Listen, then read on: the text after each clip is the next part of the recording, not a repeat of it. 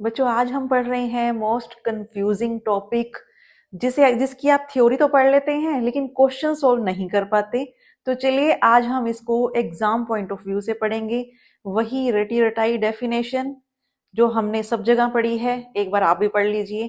किसी gaseous isolated atom के outer most shell में एक इलेक्ट्रॉन ऐड करने पर जो एनर्जी चेंज होता है उसको हम इलेक्ट्रॉन गेन एंथैल्पी कहते हैं।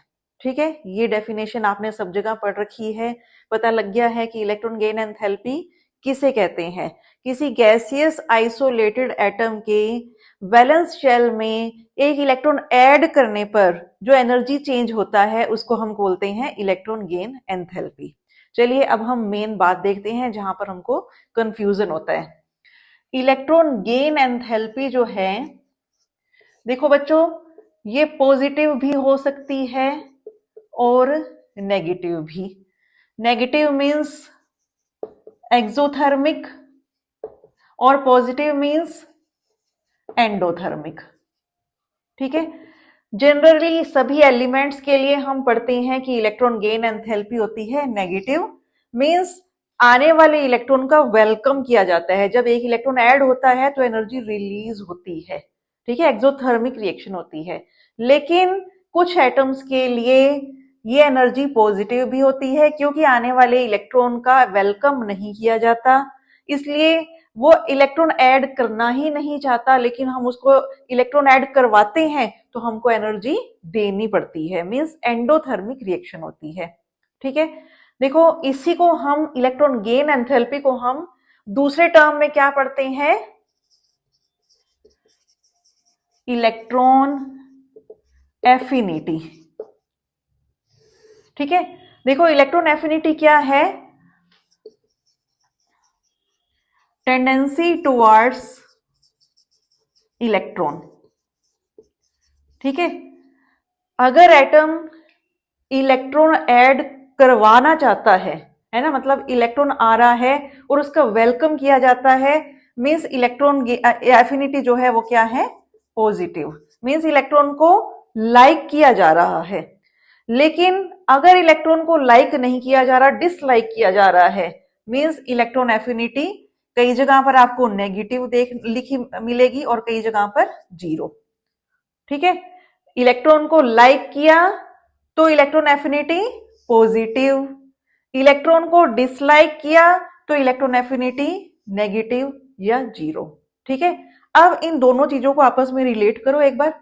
मैंने बोला ये इलेक्ट्रॉन एफिनिटी, मैंने बोला आपको इलेक्ट्रॉन को लाइक करेगा तो पॉजिटिव इलेक्ट्रॉन एफिनिटी और डिसलाइक करेगा तो नेगेटिव या जीरो।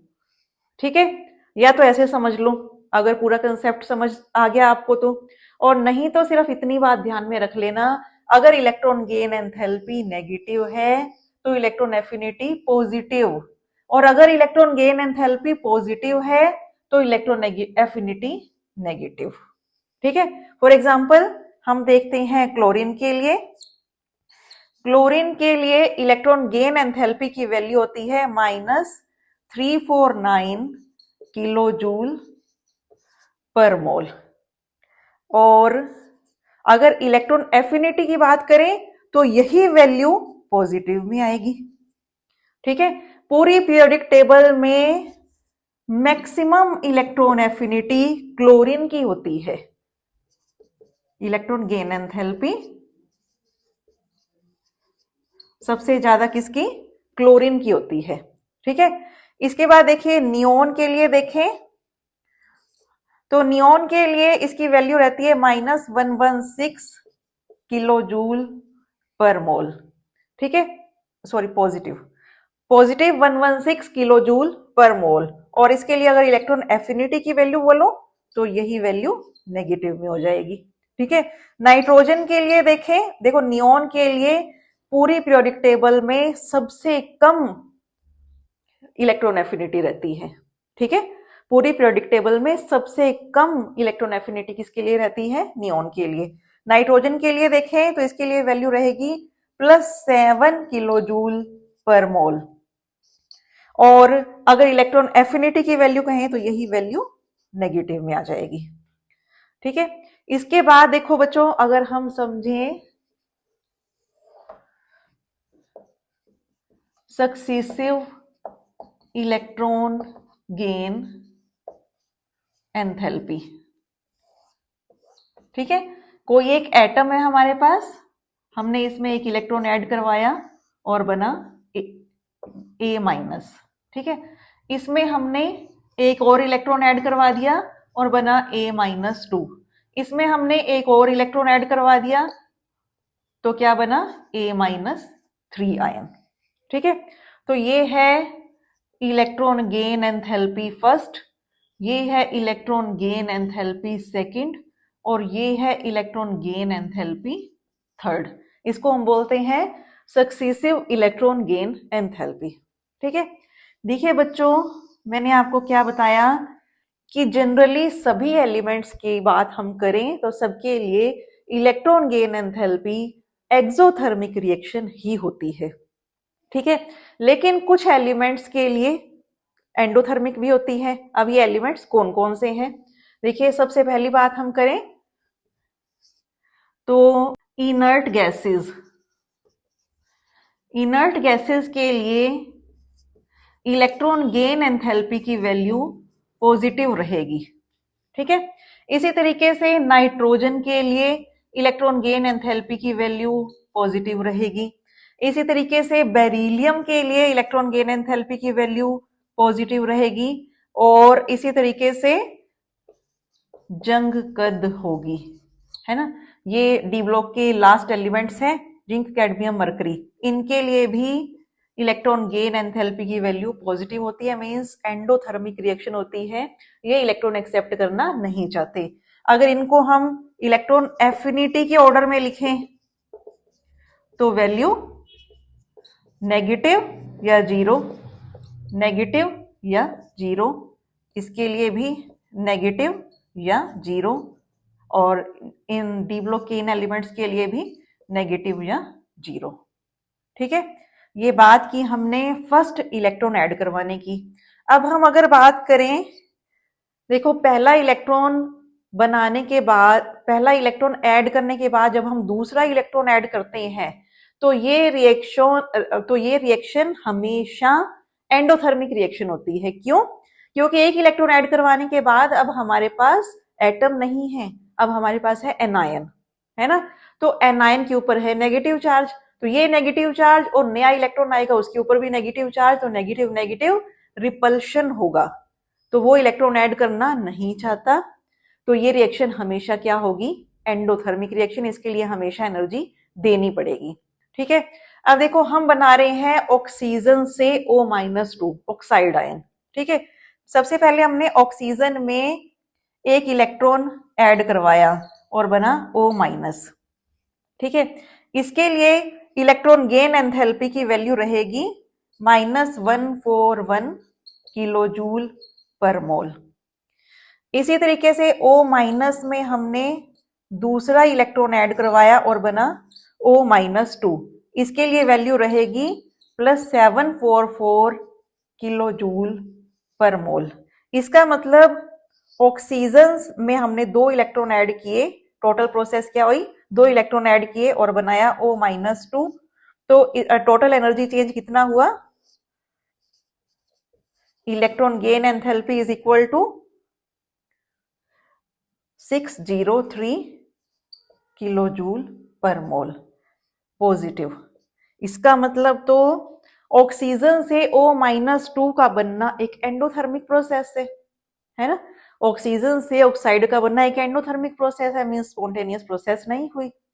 लेकिन जनरली हम सभी मेटल्स देखते हैं कि अपने ऑक्साइड के रूप में मिलती हैं, मेटल ऑक्साइड के रूप में। तो ऐसा क्यों होता है? क्योंकि मेटल ऑक्साइड बनने में देखो बच्चों, सिर्फ इलेक्ट्रॉन गेन एंथैल्पी थोड़ी ना है ना। मेटल को पहले सब्लिमेशन एनर्जी देंगे, फिर आयोनाइजेशन एनर्जी देंगे, जिससे कि वो मेटल आयन में चेंज होगी। इसी तरीके से ऑक्सीजन को पहले बॉन्ड डिसोसिएशन एनर्जी देंगे, फिर इलेक्ट्रॉन गेन एंथैल्पी देंगे, फिर ऑक्साइड आयन में चेंज होगा, फिर ये मेटल आयन और ये ऑक्साइड आयन आपस में मिलेंगे और मेटल ऑक्साइड बनाएंगे। इसमें लैटिस एनर्जी रिलीज होगी जो कि सभी एनर्जीज को कवर अप कर लेगी, है ना, और वो रिएक्शन हो जाएगी स्पॉन्टेनियस प्रोसेस। इसलिए मेटल्स जो हैं वो मेटल ऑक्साइड के रूप में मिलती हैं।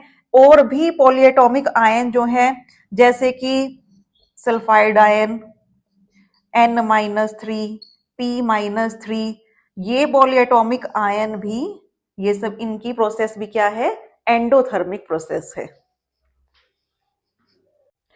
तो चलिए अभी मैं आपको कुछ एग्जाम्पल पूछूंगी और आपको बताना होगा कि ये प्रोसेस एंडोथर्मिक है या एक्सोथर्मिक। चलिए पहला एग्जाम्पल देखो,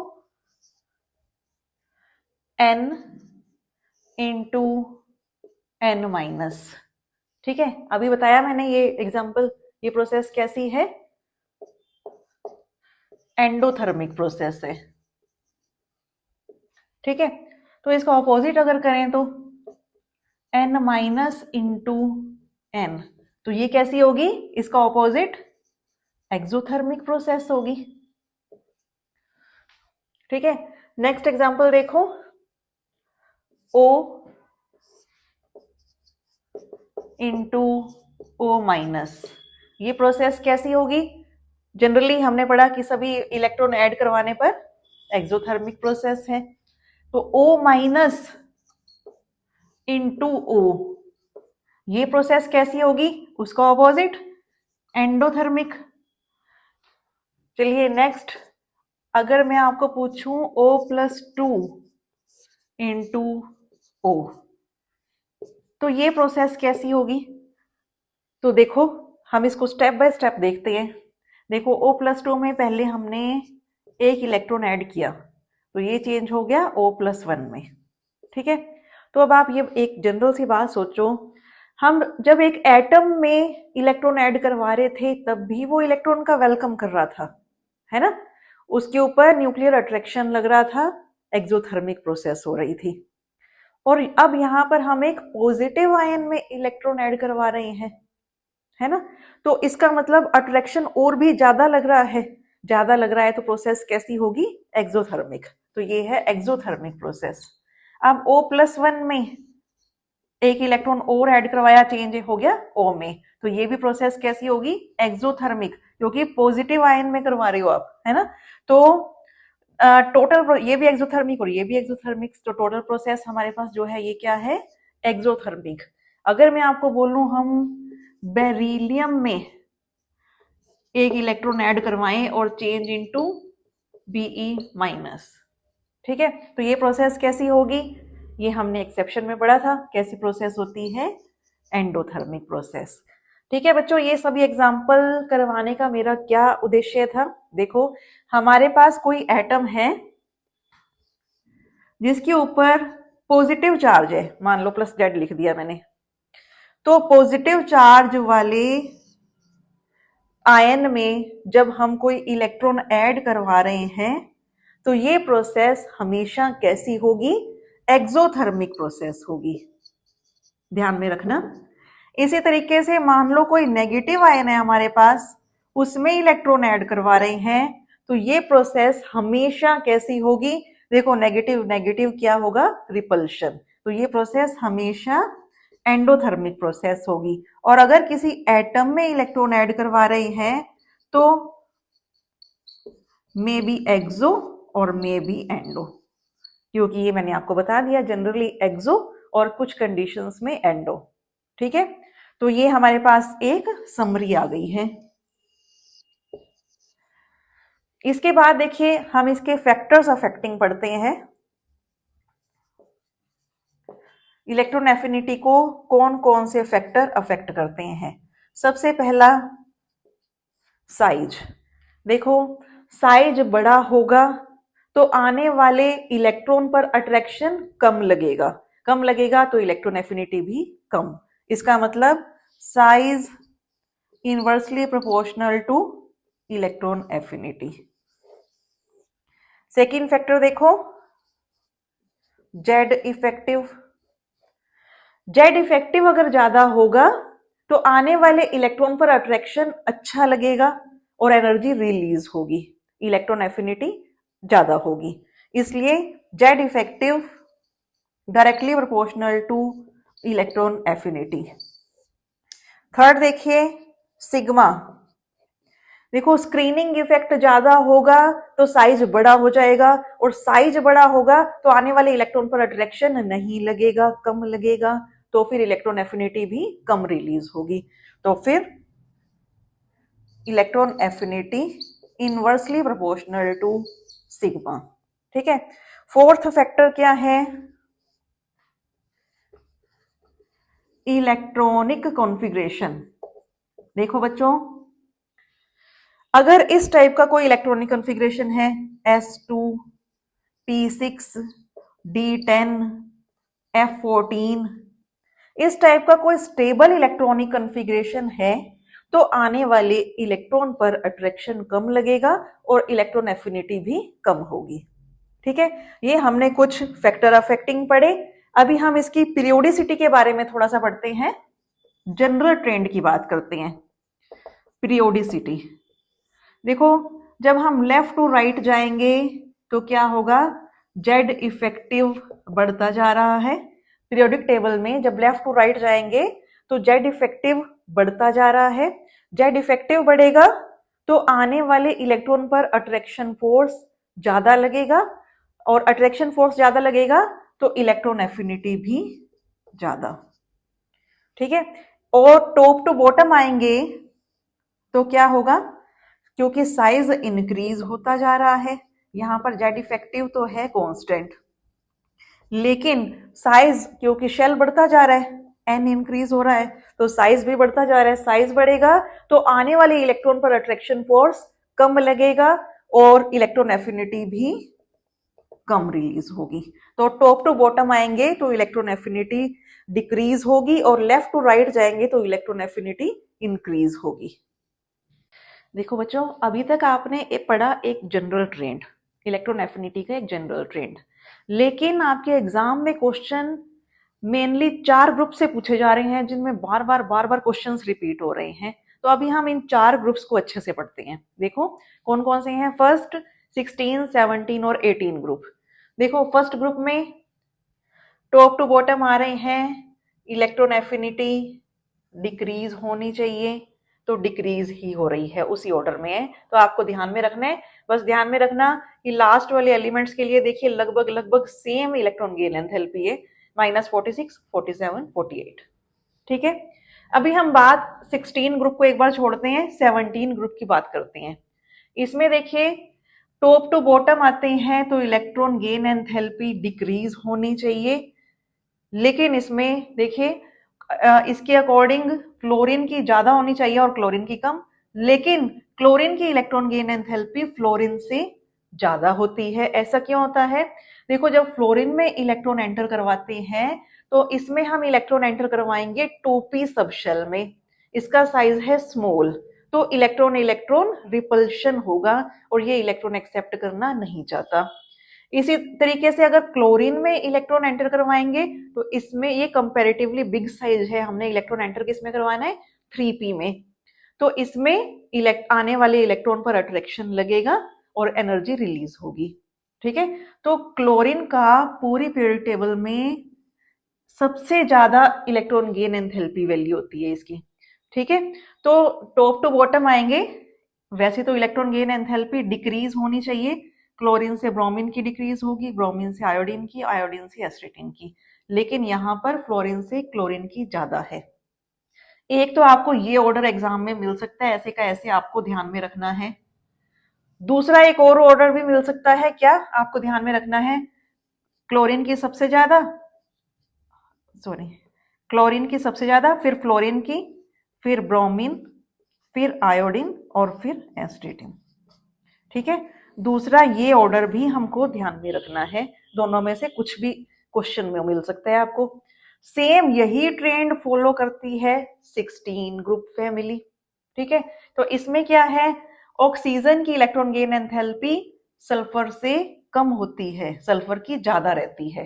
ठीक है, उसके बाद एक जनरल ट्रेंड है, सल्फर से सेलेनियम की कम, नेक्स्ट कम, उससे नेक्स्ट भी कम। ठीक है, टॉप टू बॉटम डिक्रीज होना चाहिए, तो डिक्रीज ही होती है वैल्यू। लेकिन यहाँ पर ऑक्सीजन और सल्फर का ध्यान में रखना है।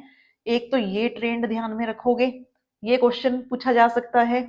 दूसरा, यहाँ पर ऑक्सीजन की वैल्यू इतनी कम होती है कि ये बिल्कुल लास्ट में आ जाएगा। तो क्या ऑर्डर रहेगा? सबसे ज्यादा सल्फर, फिर सेलेनियम, फिर टेलुरियम, फिर पोलोनियम और सबसे लास्ट में ऑक्सीजन।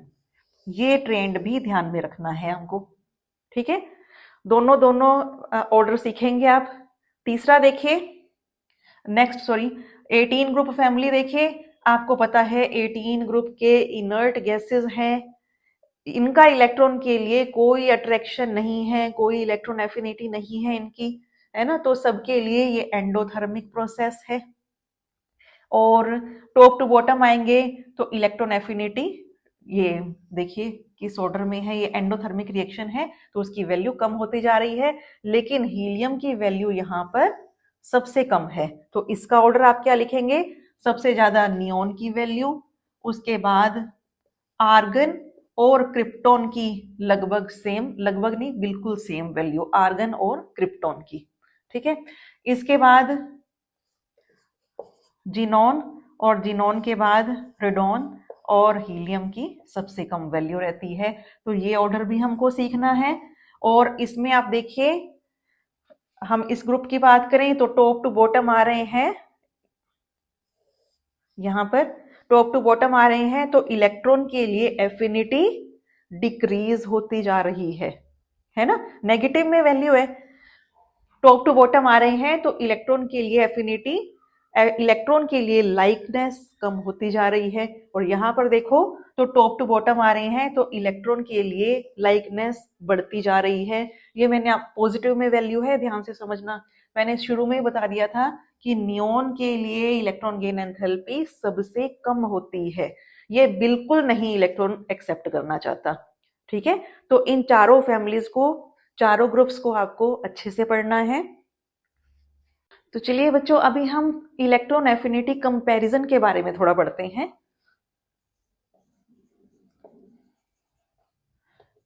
इलेक्ट्रॉन गेन एंथैल्पी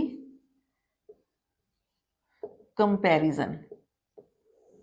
ठीक है, तो सबसे पहले हम पढ़ते हैं फॉर आइसो इलेक्ट्रॉनिक सीरीज और आयंस ऑफ एन एटम।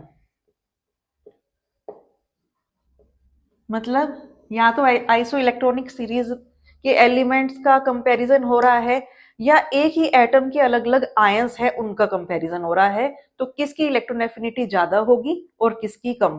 तो electron affinity directly proportional to Z effective, ये पता है आपको, और directly proportional to positive charge, inversely proportional to negative charge. ये रिलेशन हमको ध्यान में रखना है। देखो, पॉजिटिव चार्ज ज्यादा होगा तो जेड इफेक्टिव भी ज्यादा हो जाएगा, न्यूक्लियर अट्रैक्शन बढ़ जाएगा तो इलेक्ट्रॉन एफिनिटी ज्यादा होगी। और नेगेटिव चार्ज ज्यादा होगा तो जेड इफेक्टिव कम हो जाएगा और इलेक्ट्रॉन एफिनिटी भी कम हो जाएगी। फॉर एग्जाम्पल देखिए, मैं यहाँ पर एक एग्जाम्पल लिखती हूँ, O-2 F-1 sodium ion, magnesium ion, aluminium ion. इसमें देखो लेफ्ट टू राइट जा रहे हैं तो क्या हो रहा है? न्यूक्लियर चार्ज बढ़ता जा रहा है। देखो, आइसो इलेक्ट्रॉनिक सीरीज की बात करें या आयंस, एक ही एटम के अलग अलग आयंस की बात करें, तो सिर्फ एक ही फैक्टर ये एप्लीकेबल है। बस इसको देख लो, आपका क्वेश्चन सोल्व हो जाएगा। तो देखो, जैसे जैसे पॉजिटिव चार्ज बढ़ता जा रहा है वैसे वैसे इलेक्ट्रॉन एफिनिटी भी बढ़ती जा रही है। ठीक है, दूसरा एग्जाम्पल देखो, O-2 O-1 O+1 O+2। जैसे जैसे पॉजिटिव चार्ज बढ़ेगा इलेक्ट्रॉन एफिनिटी भी बढ़ेगी। ठीक है, देखो सेकंड फैक्टर हम एक और पढ़ते हैं, इन अ ग्रुप। ग्रुप में क्या होगा? देखो, हमें पता है कि टॉप टू बॉटम आएंगे तो एलिमेंट्स के साइज इंक्रीज होते हैं और electron affinity inversely proportional to size, है ना। साइज ज्यादा होगा तो आने वाले इलेक्ट्रॉन पर अट्रैक्शन कम लगेगा इलेक्ट्रॉन एफिनिटी भी कम होगी। जैसे कि chlorine, bromine, iodine top to bottom आ रहे हैं क्योंकि साइज बढ़ते जा रहे हैं, इसलिए इलेक्ट्रॉन एफिनिटी इंक्रीज होती जा रही है। लेकिन यहाँ पर आपको एक बड़ी इंपॉर्टेंट बात ध्यान में रखनी है। क्या? मैंने कुछ एलिमेंट्स लिखे, boron, carbon, nitrogen, oxygen, fluorine. इनके अगले members aluminium, silicon, phosphorus, sulphur, chlorine. ठीक है, तो टॉप टू बॉटम आ रहे हैं, साइज इंक्रीज हो रहे हैं, तो इलेक्ट्रॉन एफिनिटी कम होनी चाहिए, लेकिन इनका ऑर्डर रहता है ये। ठीक है, कि सेकेंड पीरियड के एलिमेंट्स की इलेक्ट्रॉन एफिनिटी थर्ड पीरियड के एलिमेंट से कम रहती है। क्यों रहती है? देखिए, second period elements electron affinity less than third period elements. ध्यान में रखना, बहुत इंपॉर्टेंट बात है ये। सेकेंड पीरियड के एलिमेंट्स की इलेक्ट्रॉन एफिनिटी कम होती है। क्यों? क्योंकि इसमें आने वाला इलेक्ट्रॉन किस में आएगा? 2p सब शेल में, जिसका साइज क्या है? स्मॉल है, कंपैरेटिवली स्मॉल है। तो फिर क्या होगा? इलेक्ट्रॉन इलेक्ट्रॉन रिपल्शन होगा ज्यादा, और इलेक्ट्रॉन एफिनिटी कैसी हो जाएगी? कम हो जाएगी। और कंपैरेटिवली इसकी बात करें तो इनमें इलेक्ट्रॉन आएगा 3p सब शेल में, जिसका साइज कंपैरेटिवली है ज्यादा, तो इलेक्ट्रॉन इलेक्ट्रॉन रिपल्शन उसके कंपैरिजन में है कम, तो इलेक्ट्रॉन एफिनिटी ज्यादा। ठीक है, ध्यान में रखना है ये रिलेशन आपको। चलिए नेक्स्ट पढ़ते हैं, इन अ पीरियड। बहुत इंपॉर्टेंट कंसेप्ट है बच्चों, ध्यान से समझना, यहीं से क्वेश्चन रॉन्ग होते हैं आपके। देखिए, सबसे पहले electron affinity directly proportional to Z effective, जो आप कई बार पढ़ चुकी हो, है ना। एक तो ये चीज ध्यान में रखनी है आपको। दूसरा, हमारे पास है S1 और है P1, तो किसकी इलेक्ट्रॉन एफिनिटी ज्यादा रहेगी? S1 की। ठीक है, S1 की इलेक्ट्रॉन एफिनिटी P1 से ज्यादा रहेगी। तीसरी चीज आपको क्या ध्यान में रखनी है? P2 की इलेक्ट्रॉन एफिनिटी P3 से ज्यादा रहेगी। ठीक है, ये तीनों चीजें ध्यान में रखनी है आपको। देखो, S1 चेंज हो जाएगा S2 में, P1 चेंज होगा P2 में, तो इसको कोई बड़ा फायदा नहीं हो रहा, तो इलेक्ट्रॉन एफिनिटी ज्यादा किसकी है? S1 की। इसी तरीके से P2 चेंज हो जाएगा P3 में, इसका हाफ फील्ड इलेक्ट्रॉनिक कन्फिग्रेशन हो जाएगा, लेकिन P3 को कोई फायदा नहीं हो रहा, तो किसकी ज्यादा होगी? P2 की। ठीक है, ये चीजें एक तो ध्यान में रखनी है आपको। और पीरियड में आपको देखो, अब सेकेंड पीरियड की बात करें हम, तो इसमें 3 एलिमेंट्स विशेष ध्यान में रखने हैं आपको। कौन कौन से? एक तो नियोन, दूसरा बेरिलियम, और तीसरा नाइट्रोजन। ठीक है, तो इनमें इलेक्ट्रॉन हम एक्सेप्ट करवाएं, ये चेंज हो गया Ne माइनस, Be माइनस और N माइनस। ठीक है, इसके लिए इलेक्ट्रॉन गेन एंथैल्पी है पॉजिटिव 116 किलो जूल पर मोल, इसके लिए है प्लस 67 किलो जूल पर मोल, और इसके लिए है प्लस 7 किलो जूल पर मोल। ठीक है, इसका मतलब नाइट्रोजन के लिए इलेक्ट्रॉन एफिनिटी सबसे ज्यादा, फिर बेरिलियम के लिए, और फिर नियोन के लिए। एक तो ये ऑर्डर ध्यान में रखना है आपको। ठीक है, अभी हम बात करते हैं सेकेंड पीरियड एलिमेंट्स की। तो स्टार्ट करते हैं। देखो, lithium, beryllium, boron, carbon, nitrogen, oxygen, fluorine और नियोन। ठीक है, इनमें से हम ये 3 एलिमेंट तो अलग कर देते हैं, क्योंकि इनके लिए तो हमको पता है कि रिएक्शन ये क्या है? एंडोथर्मिक प्रोसेस है। नियोन, नाइट्रोजन और बेरिलियम, इन तीनों को हमने बाहर कर दिया क्योंकि ये तो लास्ट में रखे जाएंगे, इनकी इलेक्ट्रॉन एफिनिटी सबसे कम है। और लेफ्ट टू राइट क्योंकि जेड इफेक्टिव बढ़ता जा रहा है इसलिए इलेक्ट्रॉन एफिनिटी भी बढ़ती जा रही है। तो सबसे ज्यादा किसकी है? फ्लोरीन की, फिर ऑक्सीजन की, फिर कार्बन की। अब आगे देखो, अब हमारे पास है बोरॉन और लिथियम। इसका इलेक्ट्रॉनिक कन्फिग्रेशन क्या है? S1 और इसका P1। तो ये मैंने आपको क्या बताया कि S1 की एफिनिटी P1 से ज्यादा रहेगी। तो यहां पर कार्बन के बाद क्या आएगा? लिथियम, और लिथियम के बाद बोरॉन। अब इन तीन एलिमेंट्स को हम रख देंगे कि जिनकी एंडोथर्मिक रिएक्शन थी। तो सबसे ज्यादा एफिनिटी अभी अभी हमने पढ़ा नाइट्रोजन, उसके बाद बेरिलियम और उसके बाद नियोन। ये ऑर्डर रहेगा हमारा सेकेंड पीरियड एलिमेंट्स का। अगर आपको ये ऑर्डर समझ में आ गया, अच्छे से याद कर सकते हो तो बड़ी अच्छी बात, नहीं तो इसके लिए मैंने एक ट्रिक बता रही हूं आपको। देखो, फोकली बना बीननी, ठीक है? ब्रोकली नहीं, फोकली, फोकली बना बीननी, ऐसे याद कर लेना। अच्छा, अब एक ऑर्डर तो ये ऐसे पूछा जा सकता है एग्जाम में। दूसरा, यहीं पर अगर हमको ऑर्डर लगाना हो फिर कैसे लगाएंगे? हमको पता है बेरिलियम की कम है, लेफ्ट टू राइट जा रहे हैं, बढ़ रही है। नाइट्रोजन की कम है, लेफ्ट टू राइट जा रहे हैं, बढ़ रही है। नियोन की कम है। ठीक है, ये हमने पढ़े सेकेंड पीरियड एलिमेंट। अभी हम थर्ड पीरियड एलिमेंट्स की बात करते हैं। तो स्टार्ट करेंगे हम सोडियम से। Sodium, magnesium, aluminium, silicon, phosphorus, sulphur, chlorine, argon. ठीक है, 11, 12, 13, 14, 15, 16, 17, 18। तो यहां पर अभी हम दो एलिमेंट्स को अलग कर लेंगे, मैग्नीशियम को और आर्गन को। वो जो नाइट्रोजन में 15 ग्रुप में हमने इफेक्ट पढ़ा था वो सिर्फ और सिर्फ नाइट्रोजन के लिए है, उसके नीचे के एलिमेंट्स के लिए नहीं है, ध्यान में रखना। सिर्फ नाइट्रोजन एंडोथर्मिक प्रोसेस शो करता है। अच्छा, अब इसमें सबसे ज्यादा किसकी है? क्लोरीन की, ठीक है, फिर सल्फर की, ठीक है। अब यहां पर देखो, ये है P3 और ये है P2। तो मैंने आपको क्या बोला था? P2 की इलेक्ट्रॉन एफिनिटी P3 से ज्यादा रहेगी। तो किसकी ज्यादा है? सिलिकॉन की, और इन दोनों को हमने फ्लिप कर दिए। और फिर फास्फोरस की। अब इसके बाद जब आएंगे, इसमें इलेक्ट्रॉन आएगा S1 में, इसके P1 में। तो किसकी इलेक्ट्रॉन एफिनिटी ज्यादा रहेगी? S1। तो इसके बाद आएगा सोडियम और इसके बाद आएगा एल्यूमिनियम।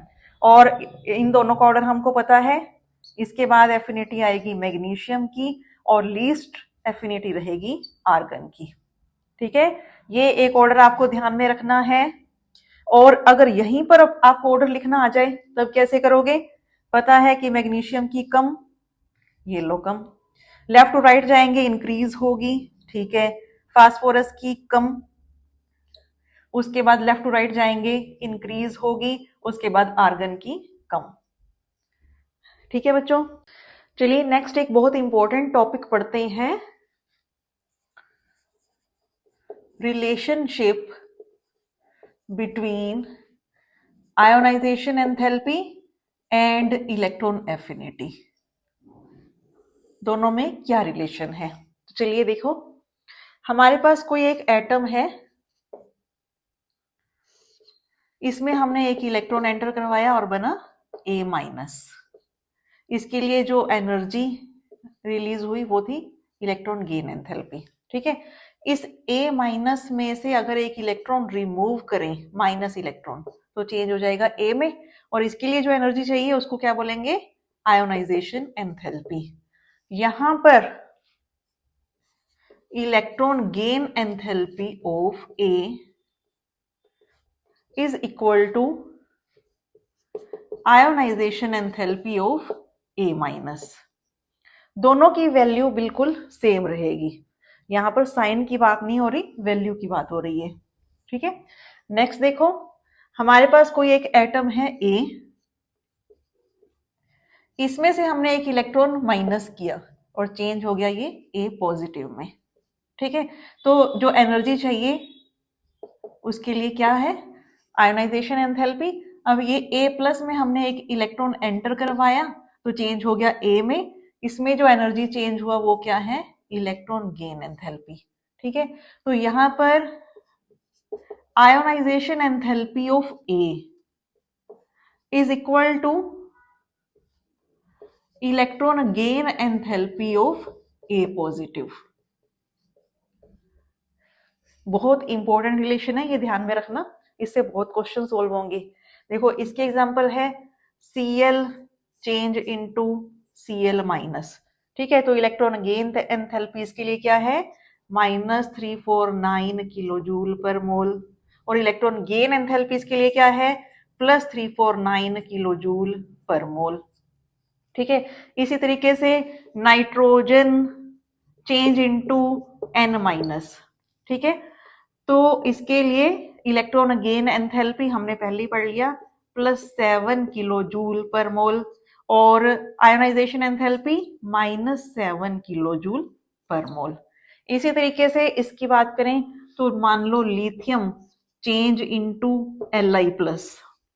ठीक है, तो इसके लिए वैल्यू क्या रहेगी, +520 किलो जूल पर मोल, और अगर Li+ चेंज इनटू Li तो इसके लिए एनर्जी -520 किलो जूल पर मोल।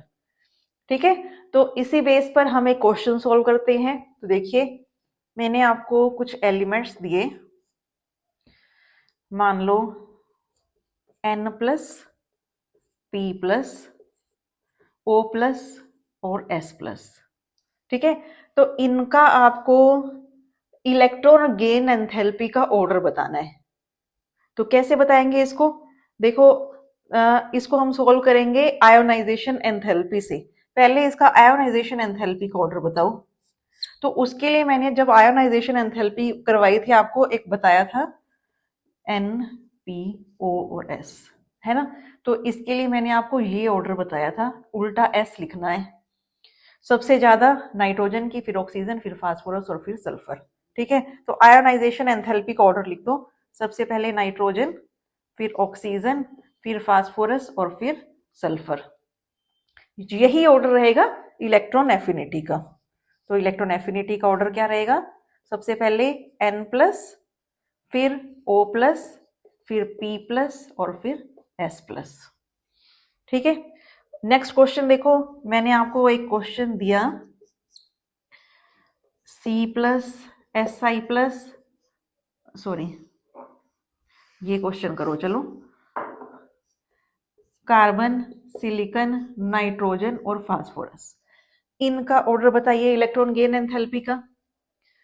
देखो बच्चों, अब दो ग्रुप को, सॉरी दो पीरियड को कंपेयर करना है, कैसे करोगे अब आप, तो इसमें आपको मैं एक ट्रिक बता रही हूं। देखो nitrogen, oxygen, fluorine, phosphorus, sulphur, chlorine, इसके लिए आप ये जिगजैग याद करोगे ऐसे। ठीक है, आपको पता है कि नाइट्रोजन की होती है इलेक्ट्रॉन गेन एंथैल्पी सबसे कम, और इस ऑर्डर में ये जिगजैग चलेगा। इसी तरीके से एक और ध्यान में रखो, नाइट्रोजन, फास्फोरस, कार्बन और सिलिकॉन, इसमें भी हमने एक जिगजैग बनाया। आपको पता है नाइट्रोजन की होती है सबसे कम, तो इस ऑर्डर में चलेगा। ठीक है, तो हमारे पास क्या क्या एलिमेंट है, ये है नाइट्रोजन, फास्फोरस, कार्बन और सिलिकॉन। तो क्या ऑर्डर लिखेंगे आप इलेक्ट्रॉन एफिनिटी का, सबसे ज्यादा सिलिकॉन की, उसके बाद कार्बन की, उसके बाद फास्फोरस और सबसे कम नाइट्रोजन की। ठीक है बच्चों, तो चलिए बच्चों अब बात करते हैं एप्लीकेशन ऑफ इलेक्ट्रॉन एफिनिटी। तो सबसे पहले हम देखते हैं, देखो reactivity of known metal directly proportional to electron affinity. Characteristic of non metal directly proportional to electron affinity. Next देखिए oxidising nature of non metal directly proportional to electron affinity. Electron affinity जितनी ज्यादा होगी उतना ही उसका oxidising nature होगा। Oxidising means साथ वाले का ऑक्सीडेशन करवाएंगे और खुद का क्या करवाएंगे, रिडक्शन। ठीक है, देखो कोई मेटल है हमारे पास, मेटल का क्या नेचर होता है, इलेक्ट्रॉन लूज करना। ठीक है, तो इसका क्या होता है, ऑक्सीडेशन। और कोई नॉन मेटल है, नॉन मेटल क्या करती है, इलेक्ट्रॉन एक्सेप्ट करती है, मींस इसका क्या होता है, रिडक्शन। रिडक्शन है तो ये साथ वाले से ही इलेक्ट्रॉन ले रही है ना, तो उसका क्या कर रही है, ऑक्सीडेशन। तो oxidising nature directly proportional to electron affinity. और इसका ऑक्सीडेशन हो रहा है तो ये साथ वाले को इलेक्ट्रॉन देगा ना, तो उसका क्या कर रहा है, रिडक्शन। तो इसका reducing nature inversely proportional to ionisation enthalpy. ठीक है, आयोनाइजेशन एंथैल्पी ज्यादा होगी तो इलेक्ट्रॉन मुश्किल से निकाल पाएगा। ठीक है, तो रिडक्शन कम कर पाएगा, इसलिए reducing nature inversely proportional to ionisation enthalpy. अब हम अगर हैलोजेंस की ऑक्सीडाइजिंग पावर की बात करें तो क्या ऑर्डर रहेगा, ऑक्सीडाइजिंग बिहेवियर इनका क्या रहेगा, फ्लोरीन का सबसे ज्यादा, फिर क्लोरीन का, और फिर ब्रोमीन का, और सबसे कम आयोडीन का। इसमें फ्लोरीन नंबर 1 पर क्यों है, क्योंकि इसकी हाइड्रेशन एंथैल्पी बहुत ज्यादा होती है, जिसके कारण फ्लोरीन की ऑक्सीडाइजिंग बिहेवियर, फ्लोरीन का ऑक्सीडाइजिंग बिहेवियर सबसे ज्यादा होता है। ठीक है बच्चों, तो चलिए कुछ PYQ सॉल्व करते हैं। पहला क्वेश्चन देखिए, the correct order of electron gain enthalpies of chlorine, fluorine, tellurium and polonium is. तो इनकी इलेक्ट्रॉन गेन एंथैल्पी का ऑर्डर बताना है हमको। देखिए 2022 में आया हुआ ये क्वेश्चन है। तो इनमें आपको पता है, देखो टेलुरियम और पोलोनियम तो बहुत नीचे के एलिमेंट्स हैं, है ना, तो सब, और क्लोरीन और फ्लोरीन में सबसे ज्यादा किसकी रहती है, क्लोरीन की। तो क्लोरीन मैक्सिमम किस में बता रखा है, देखो एक ही ऑप्शन है जिसमें क्लोरीन मैक्सिमम है और किसी में है ही नहीं, तो बहुत इजी क्वेश्चन है ये। क्लोरीन के बाद फिर फ्लोरीन, फिर टेलुरियम और फिर पोलोनियम। नेक्स्ट क्वेश्चन देखो, the electron gain enthalpies of fluorine, chlorine, bromine and iodine respectively are. तो इसकी इलेक्ट्रॉन गेन एंथैल्पी बतानी है आपको। तो हमें कोई न्यूमेरिक वैल्यू रटने की जरूरत नहीं, हमें मालूम है कि टॉप टू बॉटम आने पर इलेक्ट्रॉन गेन एंथैल्पीज डिक्रीज होगी, लेकिन क्लोरीन की इलेक्ट्रॉन गेन एंथैल्पी ज्यादा होगी। ठीक है, तो हम ऑप्शन चेक करते हैं। देखो 333 से 325 हो गई, तो ये ऑप्शन तो गलत है, कम हो गई, ज्यादा होनी चाहिए। तो 296 से -325 बढ़ गई, उसके बाद अब कम होनी चाहिए, तो ये तो बढ़ गई, इसलिए ये भी गलत।